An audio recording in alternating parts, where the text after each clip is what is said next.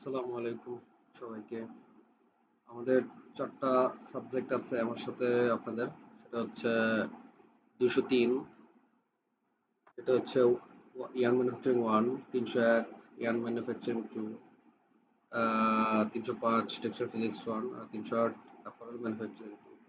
তো আমরা সাজেশন আকারে একটু আলোচনা করি যাতে করে আরকি রিভিশন দিতে বা পড়াশোনা করতে একটু সহজ হয়।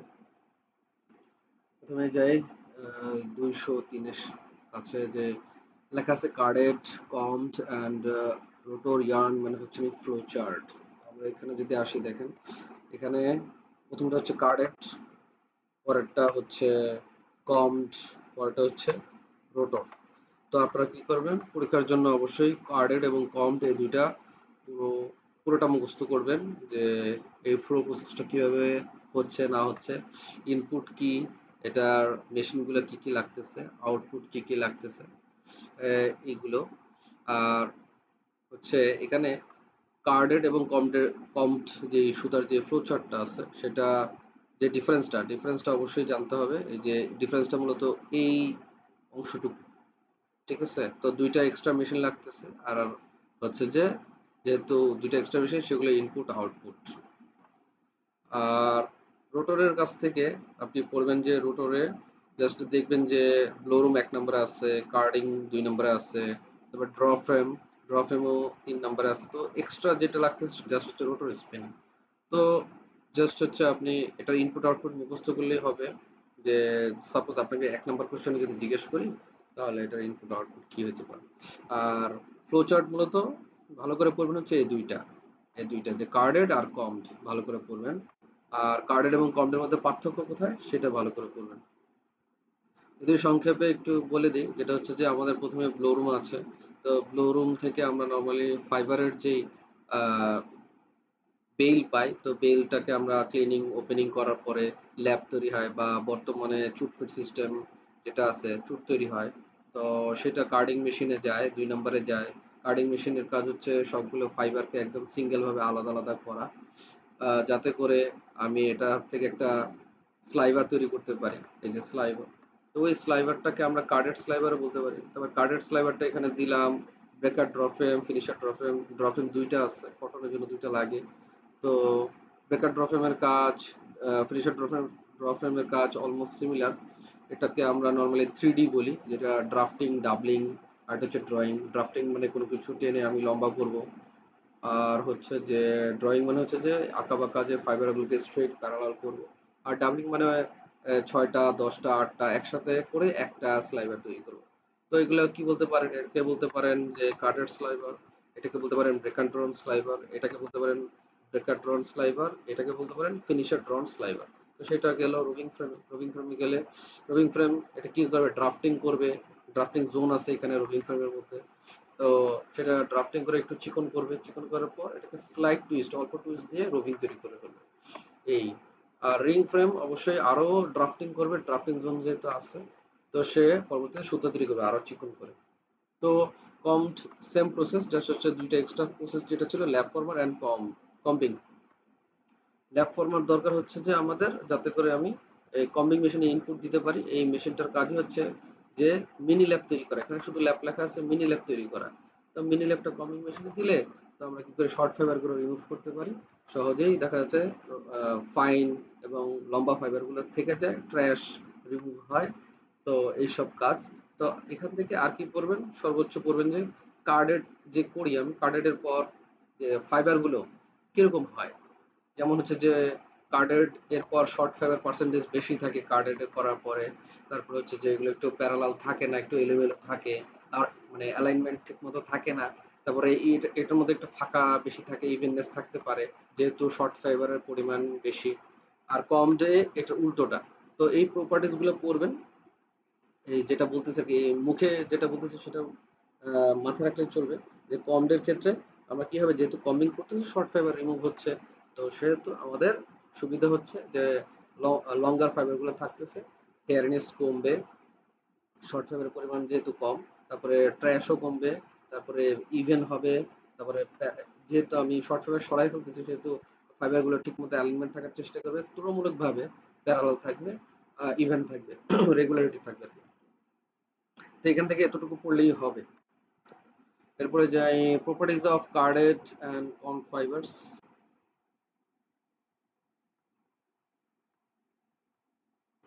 তো এটা তো বলেই ফেললাম, properties of card and count fibres বলতে যে প্যারালাল হয় কিনা, ইভেননেস হয় কিনা, রেগুলারিটি আছে কিনা, তারপর শর্ট ফাইবার কেমন, এই যে এগুলো পড়লেই হবে। Properties of cotton fibres spinner check, মানে আমি যদি তৈরি করতে চাই কটন সুতা, তাহলে ফাইবারের মধ্যে কি কি প্রপার্টিজ থাকলে আমাদের জন্য মানে চিন্তা চেতনা করতে ইজি হয়। যেমন এটা এটা থেকে পড়বেন, এটা এই যে 8টা প্রপার্টিজ আছে, এখানে 8টা প্রপার্টিজ মুখস্থ করবেন নামগুলো, আর এগুলো সম্পর্কে ডিটেলসে পড়বেন হচ্ছে 4টা। এই 4টা কি কি, আর বাকি 4টা হচ্ছে আহ, একটু শর্ট করে পড়লেই চলবে। আর প্রথম 4টা হচ্ছে যে একটু গুরুত্ব সহকারে পড়বেন। যেমন ফাইবার ফাইননেস আছে, তো আমাদের যেই উইডথ অ্যান্ড লেংথ রেশিও আছে, আমি ক্লাসে বলছিলাম এটা 1:1000। তো এরকম একটা হতে হয় ভ্যালু, তাহলে টেক্সটাইল ফাইবার হিসেবে কাউন্ট হয়। তারপরে নাম্বার অফ ফাইবার্স বলতে বোঝাচ্ছে ক্রস সেকশন, মানে হচ্ছে যে এই যে এরকম যদি পাশ দিয়ে যদি দেখি যে গোল বা আঁকা বাঁকা বা তিন কোণাকার, এই পাশ দিয়ে টোটাল ফাইবার কয়টা, এটা যদি সুতা ধরি তো ফাইবার গুলো কয়টা আছে। তারপরে ইয়ার্ন ইররেগুলারিটি, মানে হচ্ছে যে যত বেশি ফাইবার বেশি থাকবে তাহলে রেগুলারিটি ভালো হবে, ইররেগুলার কম হবে সুতার মধ্যে। সারফেস এরিয়া বলতে যত বেশি ফাইবার একসাথে থাকবে, গোল গোল একসাথে থাকলো, তো তাদের মধ্যে ইন্টারফাইবার কন্ট্যাক্ট হবে, মানে হচ্ছে একে অপরের সাথে লেগে থাকবে। তো লেগে থাকলে ফাইবার গুলো অনেকটা এরকম যে পশমের মতো একে অপরের সাথে লেগে থাকলে আকর্ষণ তৈরি করে, এগুলো সহজে নড়তে চায় না। তো যেহেতু একসাথে আছে তার মানে তখন আমাদের টুইস্ট রিকোয়ার্ড যেটা আছে, তা আমাদের লেস টুইস্ট রিকোয়ার্ড হবে, মানে বেশি একটা প্যাঁচাইতে হবে না। প্যাঁচাই আমরা কেন, যাতে করে একসাথে থাকে। আর যেহেতু একসাথে থাকার অলরেডি টেন্ডেন্সি আছে বেশি একসাথে আসছে, এই জন্য তাহলে টুইস্ট কম দিলেই চলবে। আর নর্মালি কত থাকে, 100 থাকে। তো পয়েন্ট আকারে এগুলো পড়লেই হবে। আর অবশ্যই এই ছবি এবং ইনফরমেশন না পড়লে হবে। ম্যাচুরিটি বলতে যে ফাইবারের কন্ডিশন কিরকম, যেমন এটা হচ্ছে ম্যাচিউর ফাইবার, এটার আঁকা শিখবেন। ইমেচিউর ফাইবার কেমন আঁকা শিখবেন। ডেড ফাইবার কেমন আঁকা শিখবেন। আর যদি এখানে যে স্পেশাল যে তথ্যটা, এটা হচ্ছে সেল ওয়াল ক্রস সেকশন, মানে হচ্ছে যে এই যে এটা যদি ক্রস সেকশন করি, এই যে সাদা অংশগুলো এগুলো হচ্ছে সেল ওয়াল বলে, আর মাঝখানের অংশটাকে ফাঁকা অংশ লুমেন বলে। তো সেল ওয়ালটা যদি 50%-এর উপরে থাকে তাহলে ম্যাচিউর ধরতে পারেন, ইমেচিউরটা একটু কম হবে, ডেটটা সবচেয়ে কম হবে। তো কোনটা ভালো রং নেয় বা ডাই অ্যাবজর্পশন করতে পারে, ম্যাচিউরটা ভালো নেয়, ইমেচিউরটা কম নেয়। তো ইমেচিউর মানেই সমস্যা, যেমন ইমপারফেকশন হবে। ইমেচিউর মানেই হচ্ছে যে ডেড ফাইবারের মতো কাজ করতে পারে। তারপরে হচ্ছে যে শর্ট যে ফাইবারগুলো একসাথে মিশে নেপস তৈরি করতে পারে, তারপর থিন প্লেস তৈরি করতে পারে, এগুলোকে ইমপারফেকশন বলে। লেংথ অবশ্যই শর্ট হবে। স্ট্রেংথ, ওই ফাইবার থেকে সুতো হলে স্ট্রেংথ কম হবে। ডায়াবিলিটি, এটা তো অলরেডি বললামই, ডায়াবিলিটি ইমেচিউর হলে কম হবে। ফাইবার লেংথ, ফাইবার লেংথে যদি আসে, দেখেন যে 4 ধরনের দেওয়া আছে কটনের ক্ষেত্রে: শর্ট, মিডিয়াম, লং, এক্সট্রা, এগুলোর ভ্যালু আছে। পারলে মুখস্থ করবেন, না পারলে দরকার নেই।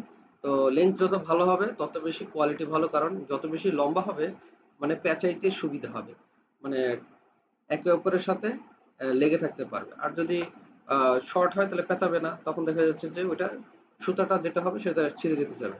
আর স্টেপল লেন্থ কতটা ইউজ করা হয় নরমালি এভারেজ লেন্থের ক্ষেত্রে, যে এই যে এখানে যদি 100টা হয়, 100টার মধ্যে এভারেজ কত, গড়ে কত লেন্থ আছে, সেন্টিমিটার হোক ইঞ্চ এ হোক, যে একটা স্কেলের মাধ্যমে প্রকাশ করছে।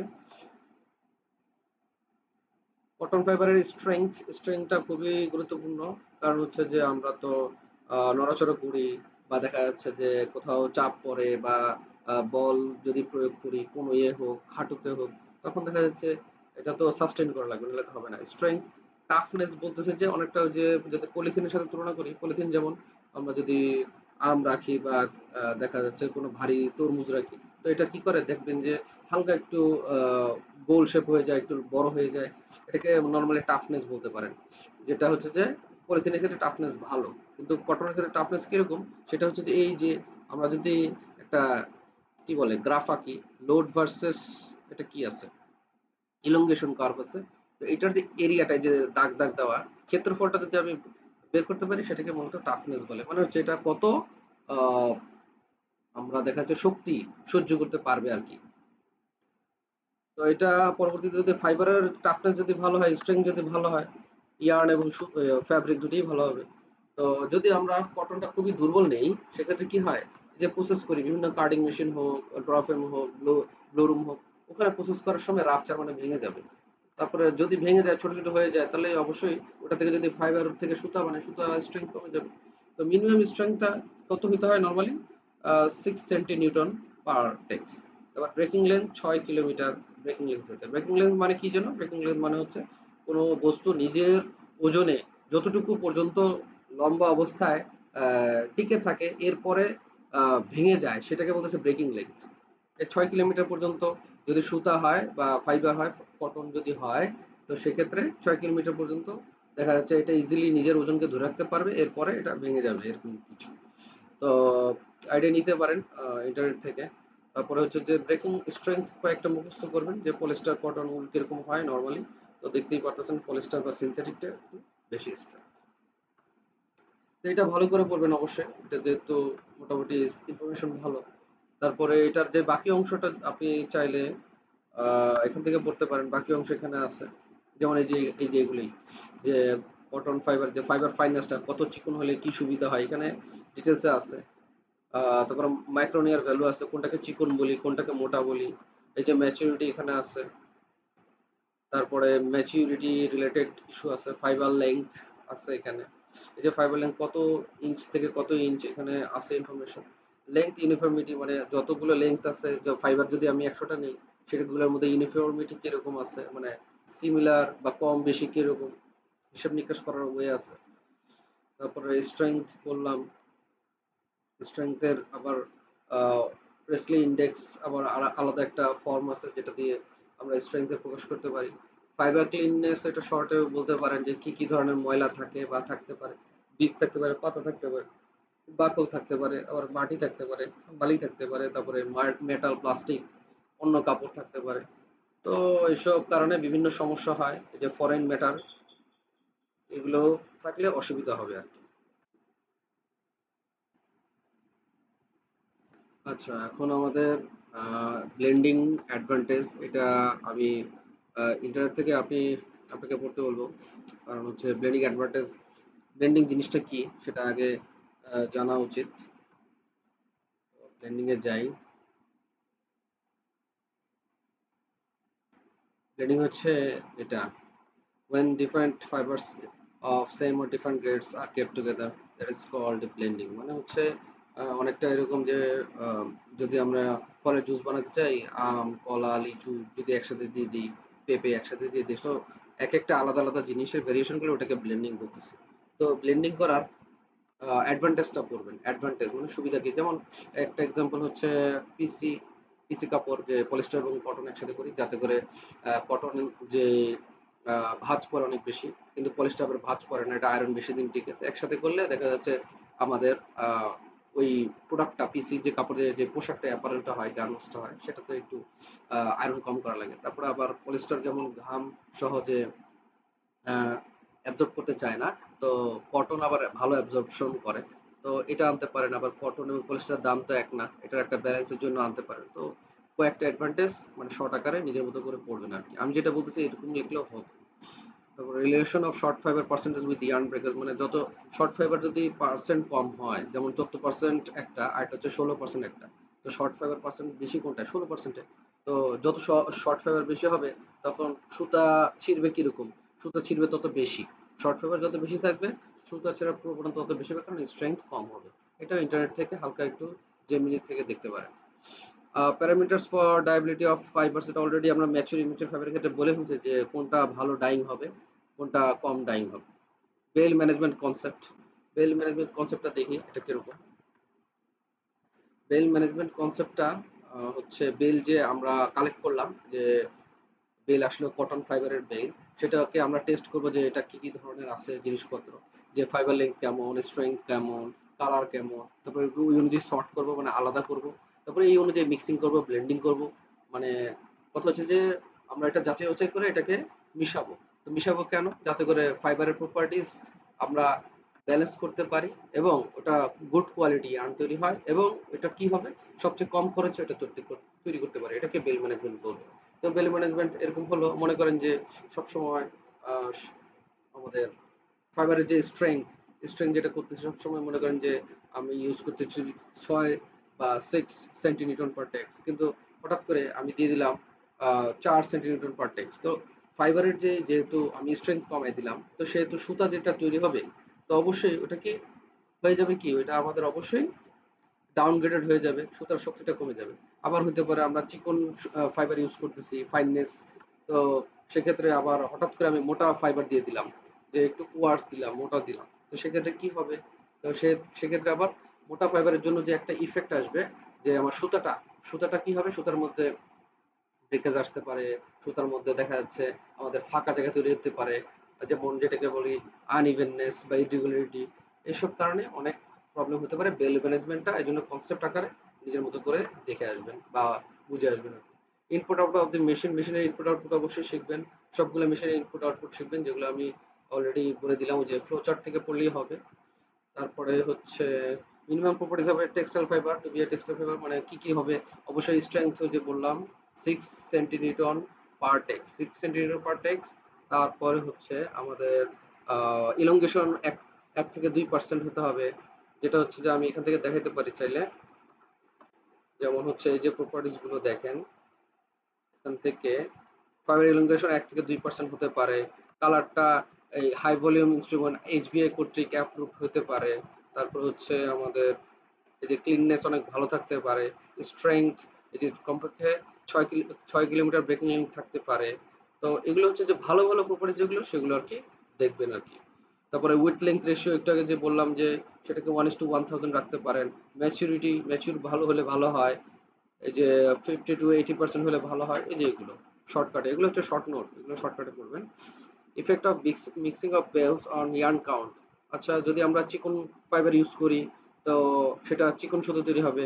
যদি চিকন চিকন ফাইবারের সাথে মিক্স করি, আবার যদি চিকন এবং মোটা ফাইবারের সাথে মিক্স করি, তো সেক্ষেত্রে ইয়ার্ন কাউন্ট আবার বেশি হয়ে যাবে। তো এই জিনিসটা একটু সংক্ষেপে জেনে আসবেন। Absence of draw frame causing problems, মানে হচ্ছে আমরা যে ফ্লো চার্টের মধ্যে যদি ড্র ফ্রেম না থাকে, কি কোনো সমস্যা হবে কিনা? তো সমস্যা হবে কিনা এটাই। আচ্ছা, আমাদের নেক্সট টপিক কোনটা ছিল? অ্যাবসেন্স অফ ড্রফেম, এটা তো আমরা বলে ফেলছি অলরেডি। তো এটার কারণে কি সমস্যা হবে আর কি? এই ড্রফেমটা যদি আমরা আম, বাদ দিই, কি সমস্যা হবে বলতে, আমাদের ওই যে 3D হবে না, ড্রাফটিং হবে না, ডাবলিং হবে না, তারপরে হচ্ছে আমাদের ড্রয়িং হবে না। দ্যাটস ওয়াই আমাদের সমস্যাটা হবে যে স্লাইবার তো ভালো হবে না, স্লাইবারের যে কোয়ালিটি, যেটা হচ্ছে আমরা ইনপুট দিতে পারবো রোভিং ফ্রেমের মধ্যে, সেই কোয়ালিটি সম্পন্ন হবে না। তো এটা একটু ছোটখাটো শর্ট নোটের মধ্যে ডিসকাস করলেই হবে। তো এই ছিল ইয়ার্ন ওয়ান। তো আমরা শুরু করতে পারি এখন ইয়ার্ন টু। ইয়ার্ন টু এর মধ্যে কি আছে? Combing definition. তো কম্বিং ডেফিনেশন আছে, দেখি আমরা। তো কম্বিং ডেফিনেশন এখান থেকে পড়লেই হবে। কম্বিং ডেফিনেশন, এটার কাজ হচ্ছে স্ট্রেট করা, প্যারালাল করা ফাইবারগুলোকে, সাথে শর্ট ফাইবার রিমুভ করা। তারপর হচ্ছে ইম্পিউরিটিস, যে ময়লা আছে সেগুলো কম বা ব্রাশ দিয়ে রোলারের মাধ্যমে এগুলো রিমুভ করা, ডেফিনেশন পড়লেই হবে। তারপর এটা অবজেক্টস পড়বেন। উদ্দেশ্য এর ডেফিনেশন মধ্যেই আছে, যে একটা নির্দিষ্ট কোয়ান্টিটি শর্ট ফাইবার রিমুভ করতে হবে, বা ইম্পিউরিটিস রিমুভ করতে হবে, বা নেপস আছে যে গুটলি পাকায় যায় ফাইবার গুলো, সেগুলো। তারপরে কোয়ালিটি প্যারামিটার মেনটেন করতে হবে, এগুলো হালকা পাতলা পড়লেই হবে। ডেফিনেশন অফ নয়েল শর্ট কোশ্চেনের মতো পড়বেন, যে নয়েল কাকে বলে। নয়েল হচ্ছে আমরা যে ওয়েস্ট পাচ্ছি কম্বিং মেশিন থেকে, সেটাকে আমরা শর্ট ফাইবার বলতেছি, এই শর্ট ফাইবারটাকেই আমরা নয়েল বলতেছি। নেপস, এই যে ফাইবার গুলো একে অপরের সাথে প্যাঁচা যায়, যে এন্টেঙ্গেলমেন্ট, এই যে এই শব্দটা এন্টেঙ্গেলমেন্ট, সেটা হচ্ছে আমাদের নেপস। তো নেপসটাকে ভিতরে যদি পড়ি আমরা, নেপস মোটা হয়ে যায় যেহেতু, থিক প্লেস হয়ে যায় শর্ট একটা, এটা 4 মিলিমিটারের চেয়ে একটু ছোট হবে। আর যদি আমরা একটু ক্রস সেকশনাল ভিউর কথা বলি, 200%-এর মতো হয়ে যেতে পারে এরকম। তারপর ইয়ার্ন ইমপারফেকশন, যে শর্ট ফাইবার গুলো যখন আমরা কন্ট্রোল করতে পারি না, তখন ভেসে বেড়ায়। তো এগুলো ইয়ার্ন ইরেগুলারিটি তৈরি করে, যেমন থিক প্লেস হয়ে যায়, থিন প্লেস হয়ে যায়, নেপস, এগুলো ইরেগুলারিটির মধ্যে পড়ে, এগুলো শর্ট কোশ্চেনের মতোই। ডিগ্রিস অফ কম্বিং,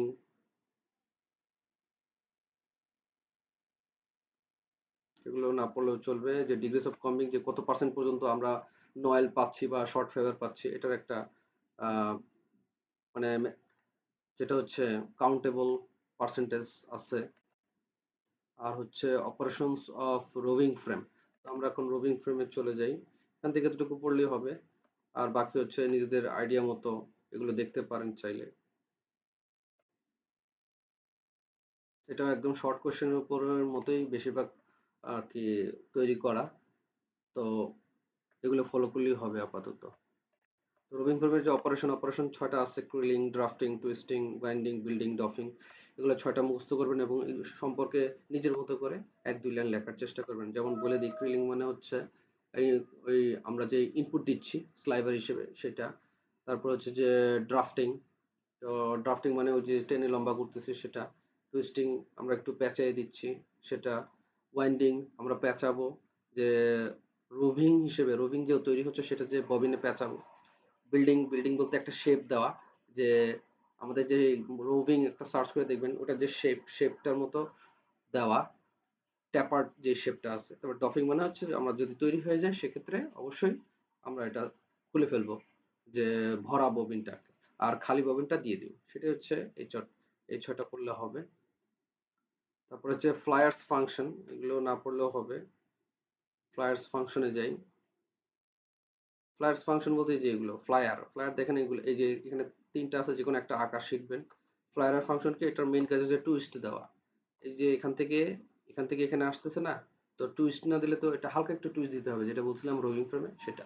তো প্রপার প্লেসে অবশ্যই গাইড করবে। গাইড করা মানে কি এক পাশ থেকে আরেক পাশে যাওয়া।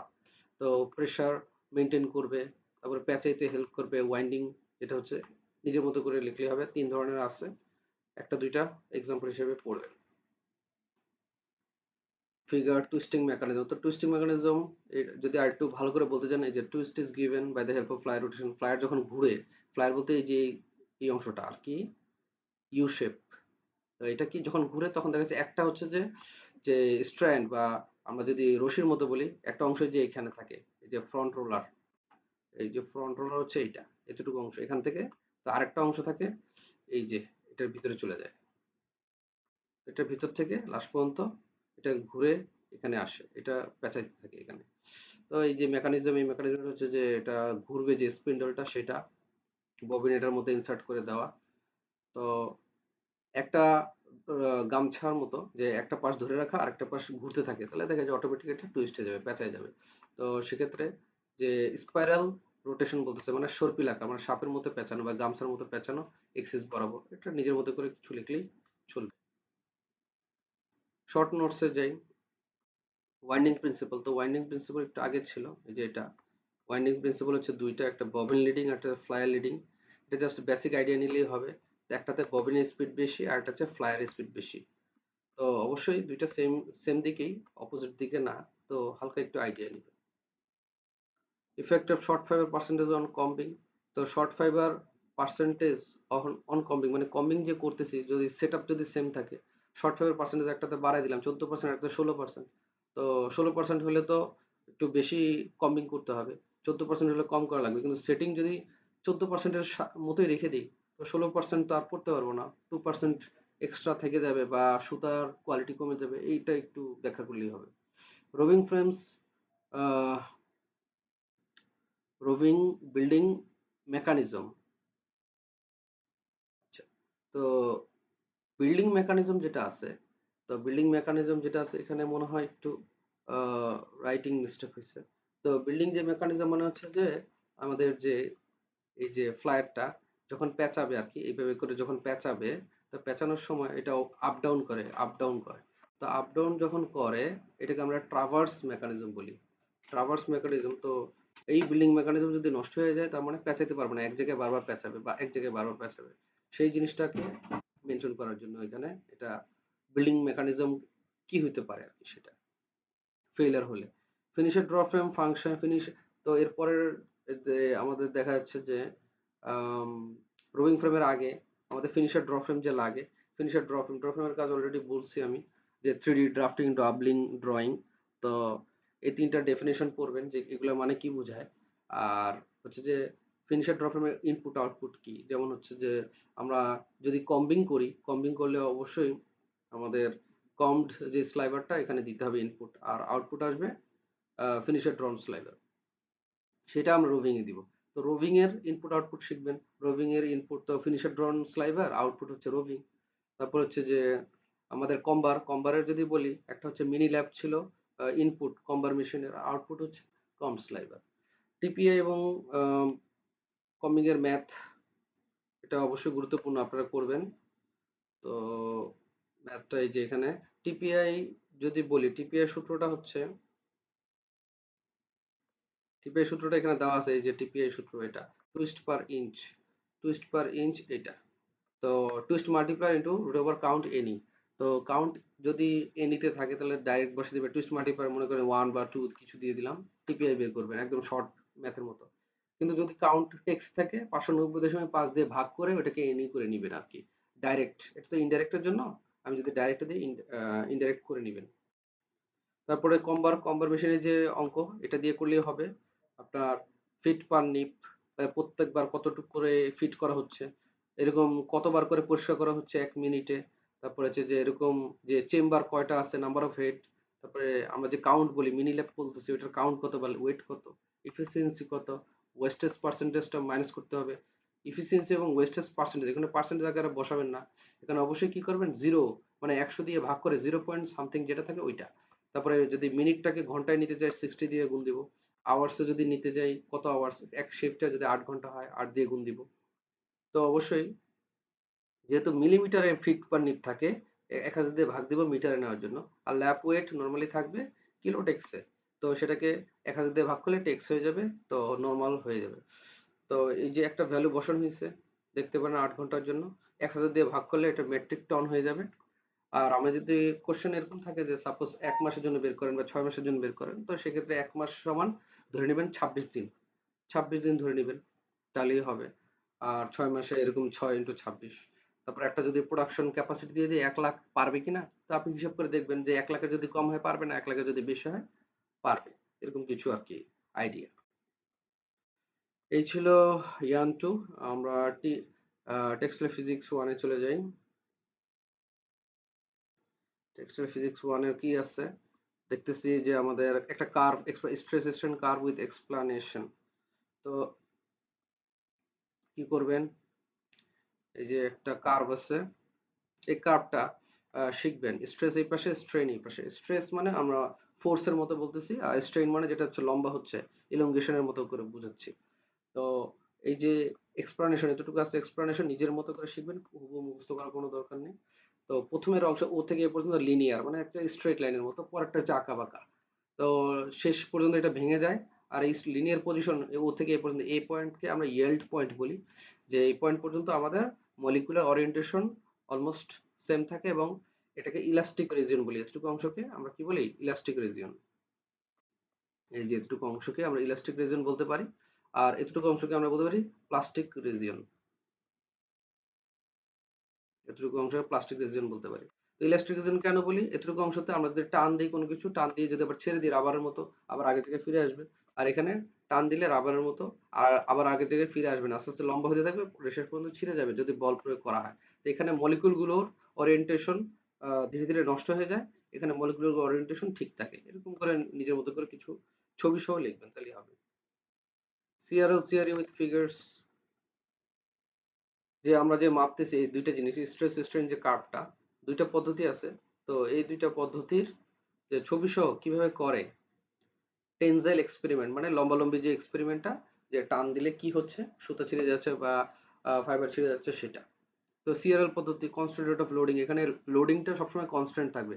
মানে হচ্ছে যে অনেকটা এই যে পানির মতো, যে 1 সেকেন্ডে 1 ml করে পানি আসতেছে, দ্বিতীয় সেকেন্ডে আরো 1 ml আসলো, তৃতীয় সেকেন্ডে আরো 1 ml আসলো। তো কনস্ট্যান্ট লোড হচ্ছে এখানে, আস্তে আস্তে এটা ভারী হচ্ছে। এই যে ভারীটা হচ্ছে, ওজন হচ্ছে, ধীরে ধীরে যে এই উপরের অংশটা, এই উপরের অংশটা যদি বলি এটা ফিক্স, আর এই অংশটা আস্তে আস্তে লম্বা হতে পারবে আর কি। আর এটা স্পেসিমেন মানে হচ্ছে স্যাম্পলটা, যে ফাইবার হোক ইয়ার্ন হোক। তো উপরেটা ধরে রাখছে, এটা আস্তে আস্তে কি লম্বা হবে, কিন্তু লম্বা হইতে গেলে কি হয়, ফোর্সটা, যে ফোর্সটা হচ্ছে বা পানিটা আসতেছে, সেটা একটা নির্দিষ্ট রেটে আসতেছে, এটা ইলংগেশনের উপর নির্ভর করতেছে না। তো যত বেশি পানি আসতেছে, ওজন আসতেছে আস্তে আস্তে, তত ইলংগেশন হচ্ছে। এটাই হচ্ছে পদ্ধতি। আর সিআর এর মধ্যে যদি যাই, সিআর এর মধ্যে দেখেন এখানে একটা স্ক্রু মেকানিজম আছে, সেম সেটআপ, জাস্ট এখানে সেটআপ করা হয়েছে এইভাবে যে প্রতি, মনে করেন যে প্রতি সেকেন্ডে একটা নির্দিষ্ট 0.01 মিলিমিটার করে এটা লম্বা হইতেই হবে। ফোর্স কত লাগতেছে সেটা ম্যাটার করে না, কত টান দিতে হবে সেটা ম্যাটার করতেছে না। 0.01 মিলিমিটার বড় হইতে হবে, পরের সেকেন্ডে আবারও 0.01 মিলিমিটার বড় হইতে হবে। এভাবে বড় হইতে হইতে একটা সময় যে এটা ছিঁড়ে যাবে। তো এই দুইটার মধ্যে দেখা যাচ্ছে একটা লম্বা কতটুকু হবে এটা ফিক্স করে দিতেছে প্রত্যেক সেকেন্ডে বা প্রত্যেক মিনিটে। আর এখানে হচ্ছে ওজন কতটুকু বাড়বে বা ফোর্স কতটুকু হবে এটা ফিক্স করে দিতেছে। দুইটা ফিক্স করার বিষয় আলাদা। তো আমরা যদি এটার একটা ছোটখাটো ডিফারেন্স দেওয়া আছে এখানে, জাস্ট ছবি আকারে এটা পড়তে হবে না, জাস্ট ডিফারেন্স আকারে যদি দেখাই যে সিআরই এবং আমার সিআরএল এর মধ্যে দেখা যাচ্ছে সিআরই এবং সিআরই এর মধ্যে যে গ্রাফের যে তারতম্য আছে এখন দেখা যাচ্ছে নর্মালি সিআরএলটা একটু উপরে যায়, সিআরই একটু নিচে যায়। তো ইন্টারন্যাশনালি আমরা সিআরইটা ফলো করি যাতে করে এর নিচে মিনিমাম যেই মানে পজিশনটা হোল্ড করার মতো সিচুয়েশন থাকে। এটা স্টিলের জন্য হোক, টেক্সটাইল ফাইবারের জন্য হোক, যে কোনো ক্ষেত্রেই। এরপরে যাই creep and types with figures. ক্রিপে যাই। এই যে ক্রিপ অনেকটা আম, আমাদের যে হুকের সূত্র আছে, হুকের সূত্র মানে একটা নির্দিষ্ট আহ, মানে রেঞ্জ পর্যন্ত আমরা একটা জিনিসকে লম্বা করবো রাবারের মতো, সেটা রাবারের মতো আচরণ করে, সেটা ইলাস্টিকের মতো আচরণ করে আবার আগে থেকে ফিরে আসবে, এটাকে হুকের সূত্র বলে। তো মনে করেন যে আমরা যে আহ, ঘরের যেই কাপড় চোপড় রোদ দিই, তো একটা নির্দিষ্ট কাপড়ের একটা রশির উপর যে দিলাম, তো এইভাবে প্রতিদিন দিতে দিতে রশিটা আমরা টাইট করে বাঁধলাম, বাট আস্তে আস্তে এটা ঝুলে গেল বা একটু লুজ হয়ে গেল। এই জিনিসটাই মূলত ক্রিপ। কিন্তু এটা যদি আমরা কিছুদিন রেখে দিই, কোনো কিছু আর না ঝুলাই দিই, ও আস্তে আস্তে যদি আগের পজিশনে চলে আসে, সেটাকে বলা হয় প্রাইমারি ক্রিপ।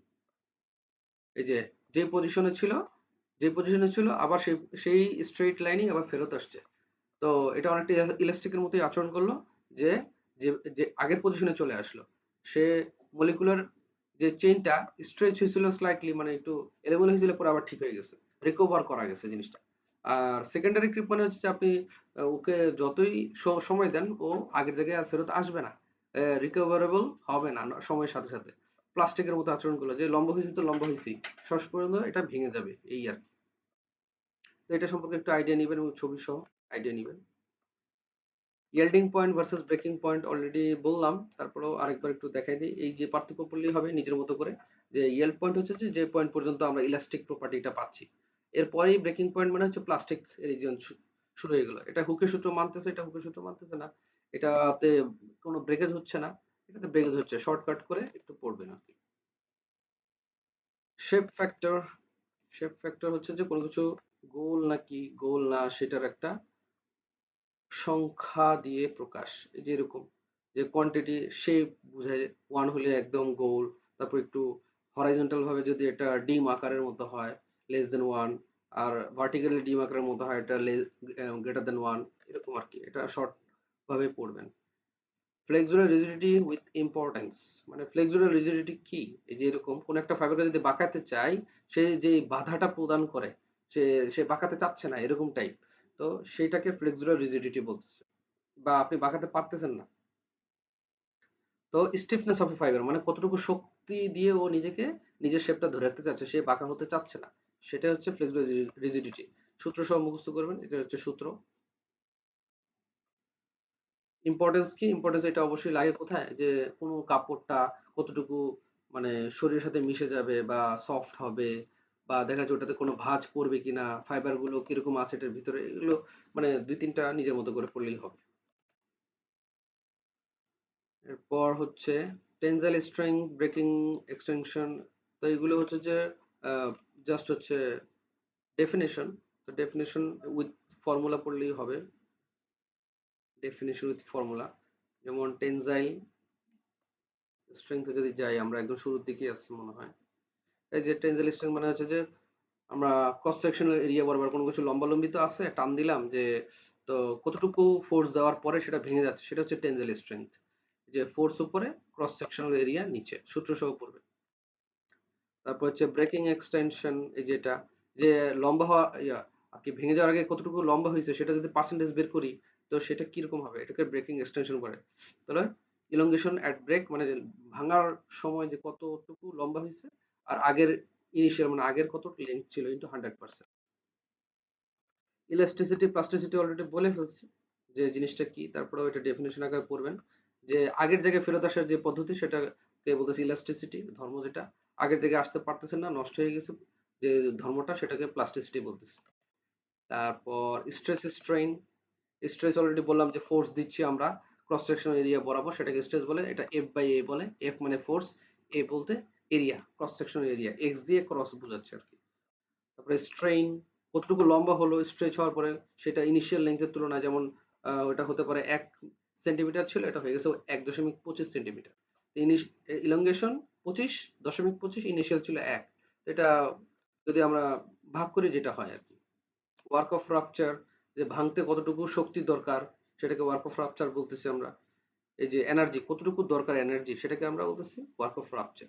তো ওয়ার্ক অফ রাপচারটা এই যে এই লোড ইলংগেশন কার্ভের যে আমরা এরিয়াটা পাচ্ছি সেই এরিয়াটাকে হিসাব করলে এটা হয়ে যাবে। এই যে সূত্রটা এখানে আছে ওয়ার্ক অফ রাপচারের সূত্রটা শিখবেন। আরো কিছু আছে নিজের মতো করে দেখবেন যদি আর কি ইচ্ছা থাকে। তারপরে যদি ম্যাথের কথা বলি, cream percentage with formula, cream percentage যে ক্রিম কিভাবে বের করে সেটা, ক্রিমটা দেখি কোথায় আছে আমাদের। ক্রিম, এই যে ক্রিম আছে, ক্রিম বলতে কোনটা বোঝাচ্ছে, ওই যে ওয়ার্প এবং ওয়েফট যে একে অপরের উপরে চলে যায়, তখন হঠাৎ করে দেখবেন যে মাঝে মধ্যে যদি সুতা বের হয়, সে ওয়েফটের সুতাটা একটু আঁকা বাঁকা ঢেউ ঢেউ শেপ থাকে। তো এটা ছিল স্ট্রেট কিন্তু হয়ে গেছে ঢেউ ঢেউ, তো এটা তো একটু শেপ চেঞ্জ হয়ে গেল। তো টান খেয়ে এটা একটু শেপ চেঞ্জ হয়ে একটু লম্বাও হয়ে গেল।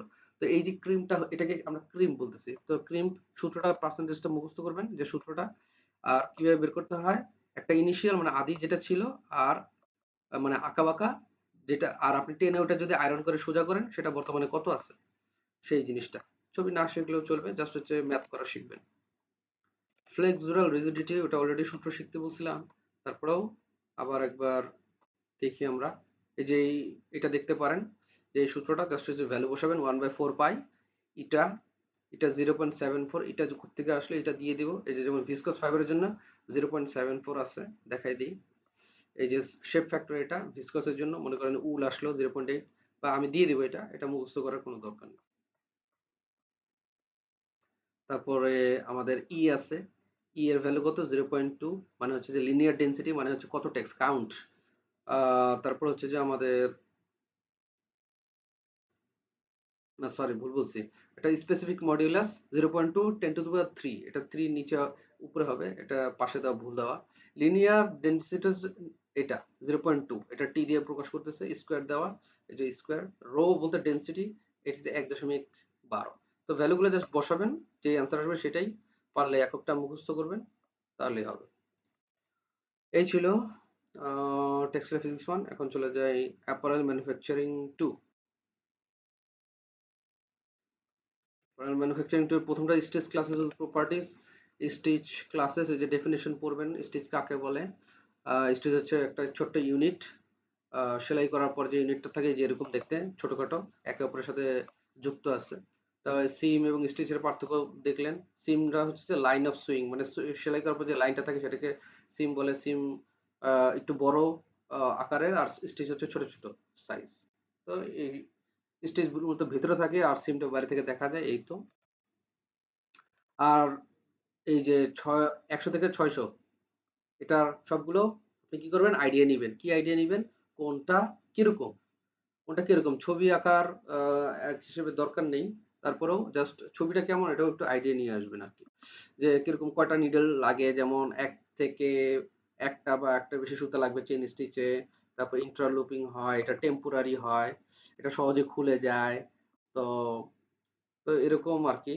যেমন আমরা চালের বস্তার কথা বলি, সেটা হচ্ছে যে চেন স্টিচ 100, হ্যান্ড স্টিচ যেটা হাতে করি, একটু দামি পোশাকে এটা করা হয় নরমালি, যেমন হচ্ছে যে কলারের সাইডে করা হয় বা কোটে করা হয়। তো এটা হাতের সেলাইয়ের মতো আর কি। এটা একটা সুতো হলেই হয়, বেশি লাগে না। এই যে দেখেন, এই যে এটা এরকম, এই যে এরকম, এটা এটা up down up down. Lock স্টিচটা সবচেয়ে গুরুত্বপূর্ণ, এটা ভালো করে পড়বেন। এটাতে একটা ববিন থ্রেড লাগে, একটা নিডল থ্রেড লাগে, বা এর চাইতে বেশি লাগতে পারে, বা আমরা ইউজ করতে পারি ডাবল নিডল লক স্টিচ মেশিনেও দেখতে পারি চাইলে। তো এখানে মূলত ইন্টারলেসিং হয়, তারপর এটা খুবই সিকিউরড হয়, ভালো সিকিউর হয়, ডিফিকাল্ট, সহজে খোলা যায় না। তো এটা বেশিরভাগ জায়গায় ব্যবহার করা হয়, এর স্ট্রেংথ ভালো। এটা জিগজ্যাগ ভার্সন আছে, এই হালকা পাতলা যা যেগুলোতে ইউজ আছে ইউজগুলো শিখলেন, যেমন কলার পকেটে টপ স্টিচিং করতে লাগে, ইন্ডাস্ট্রিয়ালে ব্যবহার করা হয়, এটা হচ্ছে যে ছবিটা। 400 মধ্যে যে চেইন স্টিচ, চেইন স্টিচ যেহেতু 400 পরের গুলো সবগুলোই ধরে নিবেন যেগুলোতে অনেক বেশি সুতা লাগে। তারপর হচ্ছে যেগুলাতে ইন্টারলুপিং ইন্টারলেসিং সবকিছু হয়। আর তারপরে হচ্ছে যে এটাতে লুপার থ্রেড লাগে, লুপার লাগে, লুপার থ্রেড ছাড়া হবেই না। আম, তারপর হচ্ছে ডাবল লকড স্টিচ বলতে পারেন, এটা শিকলের মতো এগুলো দেখতে, দেখেন এক পাশে হচ্ছে যে এরকম স্ট্রেট স্ট্রেট, আর একটা হচ্ছে যে শিকলের মতো এগুলো। আর অবশ্যই এখানে পাকারিংটা কম হয়, মানে কুচকায় যায় কম। তো এগুলো সহজে লম্বা হয়, মানে এগুলো চাইলেই আমরা যে কোনো স্পোর্টস ওয়্যারে ব্যবহার করতে পারি, যেগুলো হচ্ছে লম্বা হওয়ার সুযোগ আছে। তো 500 ওভারলক, যেটা ওভারেজও বলে এটাকে, এটাও অনেকটা সেম, যে অনেকগুলো সুতা লাগতেছে। তারপরে যে এটা ট্রিমিং অপশন আছে, যে নাইফ থাকে, ট্রিমিং নাইফ থাকলে ওটা কেটে দেওয়ার সুযোগ থাকে। তারপরে সহজে কাপড় মানে বের হয় না, সুতা বের হয় না, সহজে খোলা যায় না। ভালোই ইলাস্টিসিটি বেশি, অনেক বেশি লম্বা হয় টান দিলে। যেমন গেঞ্জিতে ব্যবহার করা হয়, বা টি-শার্ট, পোলো শার্টে ব্যবহার করা হয়। অনেক বেশি নিটে ব্যবহার করা হয়, ডেকোরেটিভ পারপাসে ব্যবহার করা হয়, সাইড সিম, ইনসিম, টি-শার্ট সবকিছুতেই ব্যবহার করা হয়। কভারিং জিনিসের সবচেয়ে বেশি সিকিউর, সবচেয়ে বেশি তিন সেট সুতা লাগে অ্যাট লিস্ট, নাহলে হবে না। Top top cover, bottom cover এবং নরমাল যে নিডল থ্রেড যেটা লাগে আর কি, সেগুলো লাগবেই, নাহলে হবে না। তারপরে হচ্ছে যে এটাতে 9 আপ টু 9 থ্রেড লাগতে পারে। তো top cover, bottom cover, or looper thread এগুলো আছে, ৩ টা গ্রুপ ঠিক আছে। আর জয়েন্টটা খুবই ভালো হলে ভালো হয়। তারপরে হচ্ছে 600 এবং 400 অনেকটা সিমিলার, বাট কথা হচ্ছে এখানে এক সেট সুতা বেশি লাগে। এটাও নিট ফেব্রিকের জন্য, টি-শার্ট, পোলো শার্টের জন্য একদম কমন। তো এই ছিল স্টিচ। তারপর হচ্ছে যে আরো কিছু আছে, এগুলো একসাথে বলে দিই এখান থেকে। যেমন লক স্টিচ জিনিসের মধ্যে পার্থক্য দেখবেন, যে একটা লুপার আছে, স্প্রেডার ইউজ করতে পারে, ববিন লাগবে, এখানে ববিন ছাড়া হবে না। তারপরে হচ্ছে ববিন থ্রেড লাগবে, লুপার থ্রেড লাগবে, এবং ইন্টারলুপিং ইন্টারলেসিং সবই লাগে, এখানে ইন্টারলেসিং ছাড়া হবে না। তারপরে টপ সাইড দেখতে লক স্টিচের মতো, নিচেরটাও দেখতে শিকলের মতো, ডাবল চেইনের মতো, এটা উপরে নিচে দেখতে সেম। পাকারিং ইনফরমেশন দেখবেন যে এটাতে কম হয়, এটাতে বেশি হয়, মানে লক স্টিচে বেশি হইতে পারে। থ্রেড কনজাম্পশন, সুতা এটাতে কম লাগে, এটাতে চেইনে বেশি লাগে, কারণ শিকল টিকল থাকে তো এই জন্য। এইসব জিনিসপত্র একটু পড়বেন। আর এখানে কি বাদ গেল আমার, আর এখানে আমাদের এটা না পড়লেও চলবে, যে কিভাবে ইন্টারলেসিং ইন্টারলুপিং ইন্টারলুপিং হয়, এটা না পড়লেও চলবে, সমস্যা নেই। এই ছিল কথা। আচ্ছা, এরপরে চলে যাই সিম। সিম মানে তো ওই যে লাইন অফ সুইং তো বললাম, এটা 8 ধরনের আছে, 8 ধরনের সবগুলোই শিখবেন। এই যে এখানে ছবি সহ কিছু আছে, কিছু দেখি আমরা সিম টাইপস, এই যে এখান থেকে শুরু। এই যে যেমন এটা হচ্ছে যে সুপার ইম্পোজড, একটার উপরে দিয়ে একটা, যে কোনো একটা ছবি শিখবেন, সব শেখার দরকার নেই। একটা উপরে দিয়ে আরেকটা দিয়ে দিলাম, তাইলেই হবে। তো আপনারা কি করতে হবে, স্টিচ ক্লাসগুলো বুঝতে হবে, চিনতে হবে যে একটা আরেকটা কিরকম, এটা কোনটা অ্যাপ্লাই হচ্ছে। আমি উদ্দীপকের মতো দিব, আপনি বুঝবেন। তারপরে সিম টাইপসও সেম দিয়ে দিব, আপনি বুঝতে হবে। একের উপরে এটা 2টা কাপড় একটার উপরে আরেকটা দিয়ে করতে হয়, বেশিরভাগ এটাই ব্যবহার করা হয়। একদম কাপড়ের শেষ প্রান্তে করা হয়, 2টা কাপড় জয়েন করতে ব্যবহার করা হয়, এই তো বেশিরভাগ এটাই ব্যবহার হয়। তারপর ল্যাপেট সিম, ল্যাপেট সিমটাতে দেখেন যে প্রান্তগুলো ওপেন থাকতে পারে, এখানে এজ বলি যেটা, এজ ওপেন থাকতে পারে। ল্যাপেট সিম দেখা যাচ্ছে একদম পেঁচাই দিচ্ছে, তো এটাতে স্ট্রেংথ বেশি, এটা থিকনেস বেশি। তারপরে এটা দেখা যাচ্ছে নর্মালি প্যান্টের আউট সিমে হয়, বা সাইড সিমে হয় এরকম। বাউন্ড সিমটা একটা একটাকে ধরে রাখছে, এটাতেও দেখা যাচ্ছে যে যেহেতু ধরে রাখছে, যেহেতু এটা অনেক বেশি ব্যবহার করা হয়, যেমন কাফে ব্যবহার করা হয়, ইয়োকে ব্যবহার করা হয়।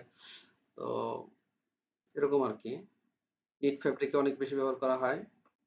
আচ্ছা, তারপরে ফ্ল্যাট সিম, যে এরকম দেখতে ফ্ল্যাট সিম, এটা একটা আরেকটা উপরে যায় না, এটা আলাদা আলাদা থাকে। তো এজ বের হয়ে থাকে আর কি, ডেকোরেটিভ পারপাসে বেশি ব্যবহার করা হয়। জিগজ্যাগও হয়, অপশন আছে। এই যে মূলত আন্ডারগার্মেন্টস এ বেশি ব্যবহার করা হয়, দেখবেন। যা বলতেছি সেগুলো মাথায় রাখলেই পারবেন যে কোনটা সম্পর্কে কি বলছি আরকি। তারপর ডেকোরেটিভ সিমে যে প্লিট আছে, ডার্ট আছে, এগুলো ডেকোরেটিভ সিমের মধ্যে বলে মাল্টি নিডল সুইং মেশিন লাগে এগুলোতে। এগুলো মূলত কাছাকাছি থাকে অনেকগুলো সেলাই এরকম। ওই যে স্কার্ট বলেন, শার্টের পিছনে বলেন, সেটা এইগুলো হচ্ছে এটার মধ্যে পড়ে। এজ নেটিং বলতে ওই যে আমরা এজ নেটিং বলতেই বোঝাই যে যেটা প্রান্তটা খুব সুন্দর মতো কি গোছানো থাকে, কাটা থাকে, যেটা হচ্ছে ওভারলক মেশিনে যেটা করি আরকি আমরা। অনেক বেশি ব্যবহার করি এটা আমরা। এটা অবশ্যই টানলে লম্বা হবে, এটা তো বুঝতেই পারতেছেন। আরেকটা হচ্ছে যে এজ গুলো অনেক প্রোটেক্টেড থাকে। তারপরে সিম ক্লাস 7, এই যে এটা অ্যাপ্লাইড এর মধ্যে পড়ে যে বিভিন্ন জিনিস ইলাস্টিক হোক, লেস হোক, গ্রিড হোক, আলাদা করে যে লাগানোর যে সুযোগটা সেটা এখানে আছে। আর সিম ক্লাস 8 এর মধ্যে যে আলাদা একটা ফেব্রিক লাগাবো, যেমন ওইটা বেল্ট লুপ হইতে পারে। আলাদা একটা ফেব্রিক বেল্ট লুপ হইতে পারে, বেল্ট লুপ এই যে এরকম বেল্ট লুপ হইতে পারে। এগুলো একটু আইডিয়া নিলেই হবে। এত বেশি ডিটেইলস এ না পড়লেও চলবে। তারপরে temporary and secure distance already বলে ফেলছি, এটা ওখান থেকেই পড়বেন যে 100 থেকে 600 এর মধ্যে কোনটা টেম্পোরারি, যেমন টেম্পোরারি চেইন স্টিচ। তারপর সিকিউর মধ্যে লকটা সিকিউর, কারণ হচ্ছে যে সহজে খোলা যাচ্ছে না। তারপরে টেম্পোরারি চেইন স্টিচ 101, এটা সহজে খোলা যাচ্ছে বস্তার যে, এগুলো হালকা আইডিয়া নিবেন। লক স্টিচ এবং চেইন স্টিচের মধ্যে পার্থক্য এটা দেখবেন, অলরেডি বলে ফেলছি। Work its and types. Work its বলতে বোঝায় যে কাজ করার জন্য যে এক্সট্রা যেই এই যে টাইপস গুলো আছে, এক্সট্রা যেই জিনিসপত্র যে সুইং মেশিনের সাথে লাগাই সেগুলো আর কি আমাদের কাজে যাতে হেল্প করে। কি হেল্প করে? এই প্রোডাক্টিভিটি বাড়ায়, তারপর কোয়ালিটি ভালো হয়, এলোমেলো কম হয়, ট্রেনিং নিতে কম সময় লাগে, আর মানুষের কষ্ট কম হয়। চোখে বলেন, হাতে বলেন, পায়ে বলেন, এগুলো। তো এগুলো হচ্ছে ফাংশনের মধ্যেই পড়ে। ডেফিনিশন ফাংশন পড়লে একটা পড়লেই হবে। তো কিছু টাইপস পড়বেন, যেমন গাইডস আছে যাতে সোজা সেলাই করা যায় বা গোল সেলাই করা যায়, স্ট্রেট গাইড হোক, কার্ভস গাইড হোক, এগুলো কয়েকটা নিজের মতো করে পড়বেন। কম্পেনসেটিং ফুড, যাতে করে দেখা যাচ্ছে আমাদের নির্দিষ্ট ডিসটেন্স মেনটেন করা যায়, বা দেখা যায় আমাদের একটা নির্দিষ্ট ডিসটেন্স ছাড়াও একদম স্পেসিফিক ডিসটেন্স, যেমন 1 to 5 মিলিমিটার, 2 সেন্টিমিটার, এরকম টপ স্টিচ করার সময়ও কাজে লাগতে পারে। এই যে এরকম যে কম্পেনসেটিং ফুড যদি হয় যে মনে করেন এরকম যে থিকনেস, যে কাপড় মোটা কাপড় চিকন, ওটা ওইটা অনুযায়ী প্রেসার দিতে পারে, এমনও প্রেসার ফুড থাকতে পারে, মানে ব্যবহার করা হয় অলরেডি। তারপরে স্পেশালাইজড প্রেসার ফুড আছে, তারপরে পাইপ সিম করে ইলাস্টিক ফুড, মানে হচ্ছে ইলাস্টিক ফুড কেন, অবশ্যই ইলাস্টিক আইটেম সেলাই করার জন্য ব্যবহার করা হয়। তারপরে বাইন্ডার প্রেসার ফুড, যাতে দুইটা কাপড় একসাথে বাইন্ড করতে হেল্প করে আর কি। স্টিচিং জিগটা হচ্ছে অনেকটা প্যাটার্নের মতো, যে কলার বলেন, কাপ বলেন, এগুলো তো নির্দিষ্ট একটা প্যাটার্ন থাকে, গোল শেপ হোক, আঁকা-বাঁকা চারকোনা হোক, এগুলো যে শেপ যেহেতু সেলাই করতে যেহেতু মানে ৪ বার ৩ বার ঘুরাইতে হয় এরকম মনে করেন। তো সেক্ষেত্রে একটা নির্দিষ্ট প্যাটার্ন থাকলে এই যে এটার ভিতরে যদি আমরা দিয়ে দিই কাপড়ের অংশগুলো, তো অনেক সহজেই একটা আরেকটার উপরে রেখে সেলাই করতে পারি আরকি। এই যে এরকম করে আরকি। র‍্যাক গাইড আছে, যে গাইডটা করবে যে বিভিন্ন লেস, ব্রেইড, বাইন্ডিং এগুলো যদি দেই আমরা, যে আঁকাবাঁকা শেপটা, এটা মূলত র‍্যাক গাইড, আঁকাবাঁকা শেপ। যে বেশি টাইট হোক না, হালকা একটু ঢিলা, ঢিলা সিচুয়েশন এ আসবে আরকি, র‍্যাক গাইড বলা হয়। ফোল্ডারটা অবশ্যই পড়বেন। ফোল্ডারটা হচ্ছে কোনো কাপড়-টাপড় এটা ফোল্ড করার জন্য। আ সেলাই করার আগে যাতে হাতে ধরতে না হয়, হাতে ধরতে গেলে অনেক কষ্ট হয়, সেই ফোল্ডারটা আরকি। তো অবশ্যই এটার ইম্পোর্টেন্স ১ টা ২ টা লাইন পড়বেন। এই যে ফোল্ডার দেখতে এরকম, এই যে ওয়েস্ট ব্যান্ড হয়ে যাবে বা ডার্ট হবে আপনার, এই যে এক জায়গায় এন্ট্রি, আরেক জায়গায় এন্ট্রিটা বড় হবে, এক্সিটটা ছোট হবে। ফোল্ড হয়ে, যে এটা অনেক সুন্দর একটা ছবি। ওয়েস্ট ব্যান্ডে বেশি ব্যবহার করা হয়। এই যে হেম, মানে হচ্ছে এই যে আমার পোলো শার্ট হোক, টি-শার্ট হোক, এগুলোর নিচের অংশ দেখবেন যে ফোল্ড করে, এক ধাপ ফোল্ড করে সেলাই করা। এটাকে হেম ফোল্ডার এর মাধ্যমে কাজে লাগাতে পারে। স্ল্যাক ফিটার আছে। স্ল্যাক মানে হচ্ছে যে ঢিলা। হালকা, হালকা ঢিলাভাবে কোনো কিছু ফিট করতে চাইলে এটাকে স্ল্যাক ফিটার বলে। এই যে এটা স্ল্যাক ফিটার। এই যে স্ল্যাক ফিটার করার যে সেটআপটা দেখেন এটা। তারপরে কাটিং অফ থ্রেড ইলাস্টিক, যাতে কোনো অপারেশন শেষে সহজে অটোমেটিক কাটিং করা হয়। ইলাস্টিক বা থ্রেড যেটাই কাটতেছেন, টেপ কাটতেছেন, এটা যাতে অটোমেটিক হয়। অটোমেটিক হলে ভালো। তারপর হচ্ছে যে এরকম আরেকটা কাটার আছে যে ইমপ্যাক্ট কাটার বলে, লক স্টিচ মেশিনে ব্যবহার করা হয়। আন্ডার বেড ট্রিমার, মানে হচ্ছে অটোমেটিকই আমি যদি ওই যে প্যাডেলে চাপ দিই পা দিয়ে, তো অটোমেটিক ওটা কেটে দিবে। তো আগে ছিল না, এখন তো খুবই সচরাচর ব্যবহার করা হয়। এই যে হিলিং ব্যাক, যে ব্যাকে যদি প্যাডেল দেয় তাহলে অটোমেটিক এটা বুঝে নিবে যে এটা কেটে দেয় আর কি, নাহলে হাতে করতে গেলে তো অনেক সময় লাগে। ল্যাচব্যাক ডিভাইস তো দেখা যাইতেছে আমাদের সেলাই করার পর আরেকটু সিকিউরিটির জন্য ল্যাচব্যাক ডিভাইসের ব্যবহার করা হয়। এখানে যদি আমরা পড়ে দেখি, ওভার এজ মেশিনের ক্ষেত্রে এটা বেশি ব্যবহার করা হয়। যে laser wire over edge machine ব্যবহার করা হয় এভরি সিমে। তাহলে তাহলে সিকিউর দ্য চেইন, এই সিকিউর করার জন্য মানে সিকিউরিটির জন্য যাতে খুলে না যায়, এটা মূলত দেওয়া লাগে ল্যাচব্যাক ডিভাইসটা। আচ্ছা, কম্প্রেসড এয়ার আমরা অনেক ময়লা হইতে পারে বিশেষ করে ওভারলক মেশিনে, তো সেটা যদি ছড়ায় যায় দেখবেন যে অনেক অসুবিধা করে। তো অপারেটরের যাতে অসুবিধা না হয় সেটা সাকশনের মাধ্যমে যে নিয়ে যায়, এটাও একটা কাজে হেল্প করে। স্ট্যাকার মানে হচ্ছে যে ইনপুট আউটপুট গুলো রাখার যেই আমাদের টুলটা, সেটাকে বলে এই যে সেটা স্ট্যাকারের মধ্যে চলে যায় আর কি। তো নিজের মতো করে পড়বেন কয়েকটা, ৩-৪টা, আর হচ্ছে বা ২-৩টা পড়লেও হবে। আর ফোল্ডারটা অবশ্যই পড়বেন। সুইং, সিম, স্টেজ, শর্ট নোট এগুলোর ডেফিনেশন অবশ্যই পড়বেন। এগুলো ডেফিনেশন না পড়লে সমস্যা। ডেফিনেশন পড়তে হবে। এখানে সুইং এর ডেফিনেশন আছে কিনা, তো সেম স্টেজ দুটোই আছে। সুইং এর ডেফিনেশন বলে দিই, তারপরেও একটা প্রসেসের মাধ্যমে নিডল এবং থ্রেডের মাধ্যমে আমরা যদি দুইটা কাপড় জয়েন করি সেটাকে আমরা স্টিচ বলতেছি। তো এই তিনটা অবশ্যই আসবে, এটা পড়বেন। এক্সটেন্ডেবল স্টিচেস তো 100 থেকে 600 মধ্যে কোনটা লম্বা হয়, যেমন চেইন স্টিচ গুলা লম্বা হয়, যেমন 400 হইতে পারে, 500 হইতে পারে, 600 হইতে পারে। এগুলো একটু এক্সাম্পল আকারে পড়বেন। ফোল্ডার ফাংশন অলরেডি বলছি যে এটাকে ফোল্ড করতে হয়, যেমন ওয়েস্ট ব্যান্ড হোক বা দেখা যাচ্ছে অন্য কোনো সেলাই হোক, যেমন হচ্ছে আমাদের হেম হোক, এই যে টি শার্টের হোক, তো এগুলো করতে ফোল্ড করতে হেল্প করে সেলাই করার আগেই, যাতে হাতে আমরা ধরে রাখতে না হয়। সিমস উইথ র এজেস মানে হচ্ছে যেই সেলাইটা দেখা যাচ্ছে সিমটা আমরা সেলাই করার পরে দেখা যাচ্ছে প্রান্ত বের হয়ে আছে, প্রান্ত বের হয়ে আছে এইরকম, তো প্রান্ত নর্মালি বের হয়ে থাকে কোনগুলোতে, ওই যে সুপার ইম্পোজড বের হয়ে থাকতে পারে। তারপর হচ্ছে যে আমার ল্যাপেটে সুন্দর মতো একে অপরের সাথে পেঁচায় থাকে, তো দুইটা দুই রকমের। তারপর হচ্ছে আমাদের বাউন্ডেডে দেখা যাচ্ছে চাইলে আমরা প্যাঁচাই দিতে পারি বা আটকে দিতে পারি রয়েজ, আবার ওপেনও রাখতে পারি, অপশন আছে। তারপরে ফ্ল্যাটের মধ্যে সব দুইটাই ওপেন থাকে, যেমন লেস ব্রেড যখন ইয়া করে একটা আরেকটার উপরে আসে না, ওভারল্যাপ করে না। এরকম করে 4টা 5টা যেগুলো আছে প্রথম দিকে সেগুলো একটু দেখবেন কোনগুলো রয়েজ ওপেন থাকে, কোনগুলো রয়েজ ক্লোজ থাকে। থ্রেড কাউন্ট, থিকনেস অ্যান্ড থিননেস, এটা হচ্ছে maybe last topic. Thread count একটু সার্চ করি, থ্রেড কাউন্ট, আচ্ছা চলে আসছে। তো এটা 38 নাম্বার পেজে আছে। থ্রেড কাউন্ট বলতে বোঝায় যে, বা থ্রেড সাইজ বলে, বা সাইজ নাম্বার, ওই অনেকটা কাউন্ট, ইয়ার্ন কাউন্টের মতো কতটুকু চিকন নাকি কতটুকু মোটা, সেটা মূলত এটাকে টিকেট নাম্বার বলে গার্মেন্টস এর ভাষায়। এটা কটন সিস্টেম আছে, মেট্রিক সিস্টেম আছে, দুইটা সিস্টেমই সেম ভাবে ক্যালকুলেট করা যায়। ইংলিশ কটন কাউন্ট সিস্টেমে আমরা একটা এক্সাম্পল দেখলে বুঝতে পারবো, যেটা হচ্ছে 40/2 বলতে পারি, 2/40। তো এটাকে আমরা কি করব, মানে হচ্ছে 40 কাউন্টের দুইটা সুতা আছে একসাথে পেঁচানো বা আমরা টুইস্ট করানো। তো কি করব আমরা প্রথমে এই দুইটার মানে লব্ধি, মানে হচ্ছে দুইটা মিলে কি হয় সেটা বের করবো। দুইটা মিলে হয় যেটা 2 দিয়ে ভাগ করতে হবে, রেজাল্টেন্ট কাউন্ট এটা 20। তো দুইটা মিলে 20 কাউন্টের সমান হয়, সমতুল্য হয়। তো সেটাকে যদি 3 দিয়ে গুণ দিই তাহলে আমার এটা হয়ে যাবে টিকেট নাম্বার। তো এটা যত টিকেট নাম্বার বেশি হবে তার মানে ধরে নিব সুতা তত চিকন, সুতা তো না, সুইং থ্রেড তত চিকন, এই উল্টাটা হবে। আর এখানে ম্যাট্রিকটাও সেম ভাবে ফলো করবে। আর এক্সট্রা কি আছে, এক্সট্রা কিছু ইকুয়েশন আছে দেখতে পারেন। টেক্স এবং এনি এর অবশ্যই আহ, মাথায় রাখবেন যে 95.5 দিয়ে ভাগ করলে টেক্স এনি হয়ে যায়, এনি আবার টেক্স হয়ে যায়।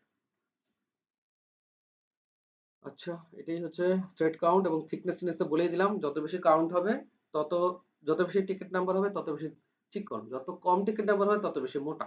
ইয়ার্ন এবং থ্রেডের মধ্যে পার্থক্যটা ইন্টারনেট থেকে দেখতে পারেন। ইয়ার্ন হচ্ছে একটা সিঙ্গেল, আর থ্রেড মানে অবশ্যই ডাবল বা 3টা বা 4টা এরকম। সুইং থ্রেড মানে অনেকগুলো সুতা, আর ইয়ার্ন মানে জাস্ট একটা সুতাকে বোঝায়। আর থ্রেড কাউন্টের ম্যাথ তো এটাই। তো এটাই ছিল অ্যাপারেল ম্যানুফ্যাকচারিং টু। ধন্যবাদ। আসসালামু আলাইকুম।